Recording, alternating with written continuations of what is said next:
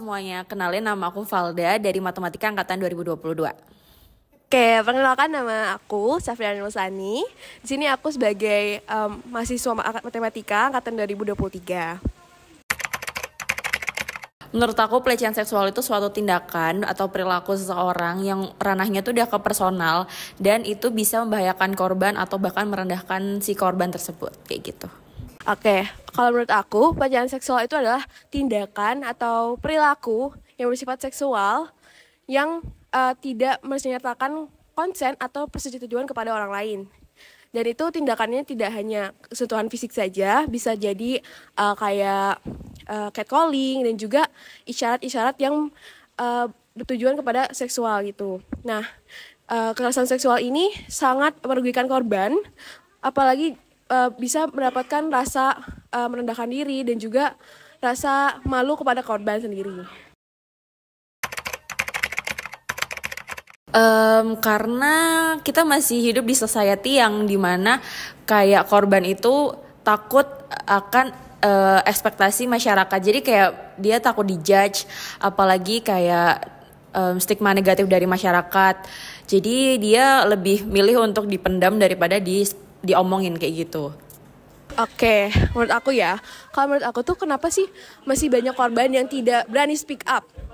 Mungkin pertama kali tuh tahu kan ya bagaimana stigma masyarakat kepada korban pelecehan seksual, apalagi kan korban pelecehan seksual itu bisa dijudge sama masyarakat dengan pakaiannya dan juga bagaimana cara dia bersikap. Padahal di sini tuh kalau misalkan terjadi kekerasan seksual itu salahnya 100% salah pelaku dan tidak ada salah kepada korban.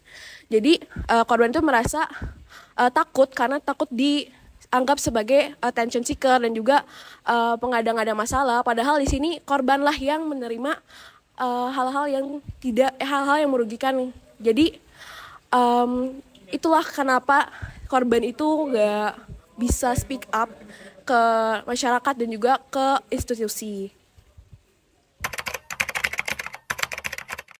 Peran organisasi mahasiswa itu menurut aku penting banget, apalagi kita sebagai mahasiswa kan sehari-hari juga otomatis ada di sekitar lingkungan kampus ya, dan itu banyak banget orang kayak mahasiswa, tendik, dosen dan segala macam. Nah menurut aku organisasi mahasiswa itu salah satu tempat atau wadah yang sangat pas untuk mahasiswa gitu, buat cerita atau buat mencurahkan apa yang dialami kayak gitu. Oke, menurut aku gimana sih organisasi mahasiswa untuk menciptakan ruang aman atau safe space? Itu pertama-tama tuh kalau bisa organisasi mahasiswa ini mempunyai kayak gerakan untuk memberikan awareness dan juga mengedukasi mahasiswa-mahasiswa yang di dalamnya dengan cara mungkin kayak lewat medsos dan juga lewat kayak pelatihan yang bersifat untuk mengedukasi mahasiswa tentang penanganan kekerasan seksual dan apa definisi kekerasan seksual itu sendirinya, dan juga mungkin bisa berkolaborasi dengan kayak pengada layanan Hope Helps ITS, dan itu jadi Hope Helps ITS ini bersedia menangani korban secara bantuan hukum dan juga secara konseling. Jadi di sini tuh kita juga bisa kolaborasi dengan penyedia layanan kekerasan seksual seperti Hope Helps ITS. Mungkin bisa bikin sistem pelaporan gitu ya. Kan ada organisasi mahasiswa yang melayani mahasiswanya. Nah mungkin dari mereka bikin suatu sistem pelaporan yang jelas, aman dan juga nggak ribet, karena korban tuh pasti dia merasa kalau ketika ada pelecehan seksual tuh dia pasti rasa takut. Jadi kita bikin less ribet mungkin, karena kayak nggak perlu nunggu banyak korban, tapi kita harus langsung sadar buat bikin suatu lingkungan tuh yang lebih nyaman buat orang-orang di sekitar kayak gitu.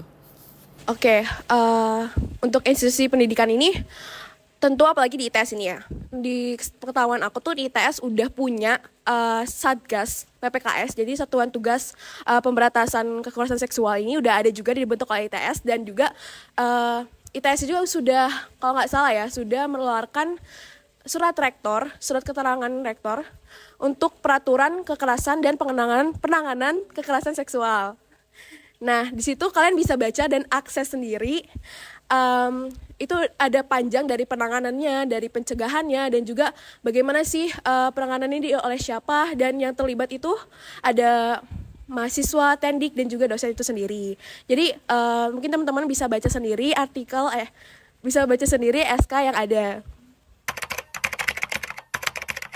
Menurutku bagus banget, apalagi campaign kayak gini, terus kemudian dengan postingan-postingan, awareness buat mahasiswa-mahasiswa itu penting banget, karena dari situ kita belajar buat lebih respect sama orang lain, terus kita jadi tahu boundariesnya sampai kayak gimana. Terus kalau kayak video campaign kayak gini tuh otomatis memantik orang buat kayak mikir lagi kayak, oh aku udah benar nggak ya ke orang lain, oh aku kayak boundaries ke orang lain tuh kayak gimana. Nah dari situ mungkin bisa meningkatkan awareness orang-orang untuk lebih berkomunikasi dengan sehat kayak gitu.